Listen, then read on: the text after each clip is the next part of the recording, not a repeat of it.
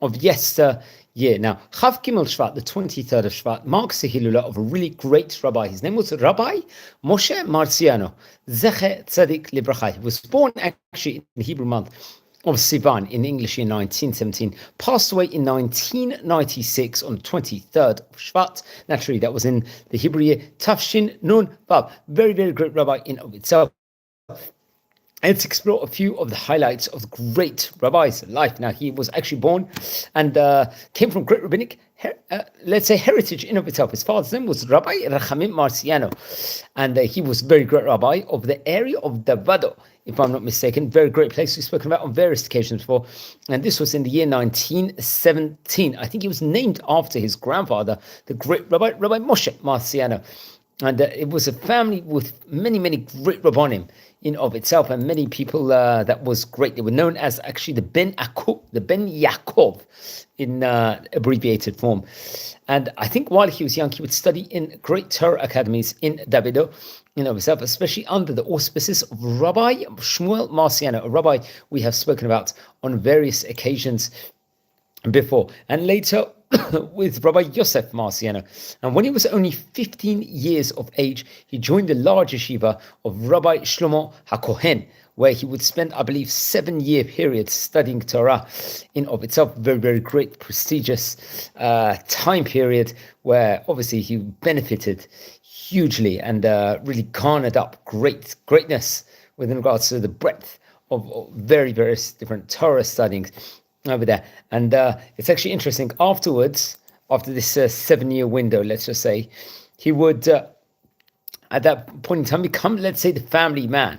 He was working, and he would work also to try and help make a living. He would become a public emissary and would also help within regards to supporting his family. I believe come what the year 1939, he was sent by his Rabbi Shlomo HaKohen, to actually work in the area of Tarirat in of itself, and there he would become a shliach tzibur, a chazan, and he would really do a lot of huge amounts of kiruv over there, education, Torah work, mitchazek the people, would become a kosher slaughterer, a shochet, and the bodek, investigator, and would teach many, many different talmudim inside that specific vicinity. Then come what the year 1944, he was invited to, let's just say, become appointed as Rosh Yeshiva in the area of Ojda.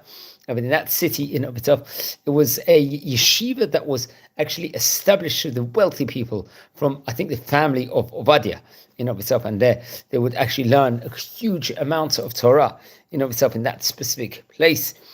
And he was privileged to be close to his Rabbi Shlomo HaKohen over there, who would actually had served as a city, let's just say, in the pinnacle in of itself for its long period of time. Then come out the year 1951, he would actually move at that point in time and actually be established as a דיין, a qualified judge, in front of the great rabbinic community of his time, of Rabbi Shaul ibn Danan, the great rabbi we've spoken about before, inside the famous great Jewish court, the Din, in the ear of Rabat over here. And then in 1953, he'll be appointed as a דיין in the city of Malal, another place, and then I think he would spend a 3-year window over there before returning to the Ojda area of himself, working in the Din over there. I think he would work in the great Jewish court of Rabbi Ephraim and Kawah, and the great rabbi. Then come what 1960, will become a deputy to the head of the Jewish court, Rabbi Tzion ibn Danan. So very much Ibn Danan, we've spoken about the great rabbinic family in of itself, how great they actually were.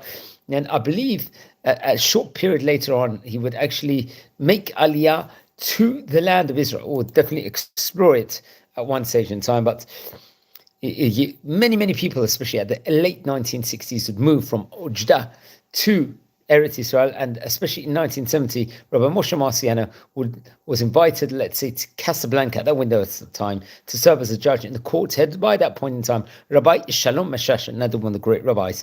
I think on 1973, on the eve of the Yom Kippur War, he would leave his position and would actually emigrate to Israel. Interestingly enough, that was a time period where there was a huge amount of aliyah that had actually taken place at that point in time.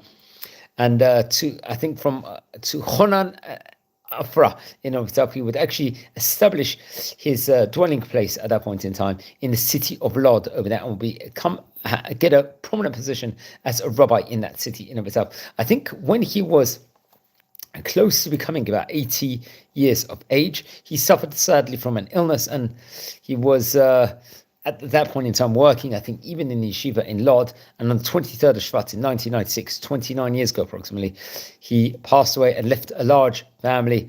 Really, really great. And he was really, really great, humble man. I think Rabbi Moshe Marciano, apparently in his lifetime, didn't publish any of his Torah works. And only after he passed away, I think it was Rabbi Dr. Moshe Amar would edit and publish the book Moshe. It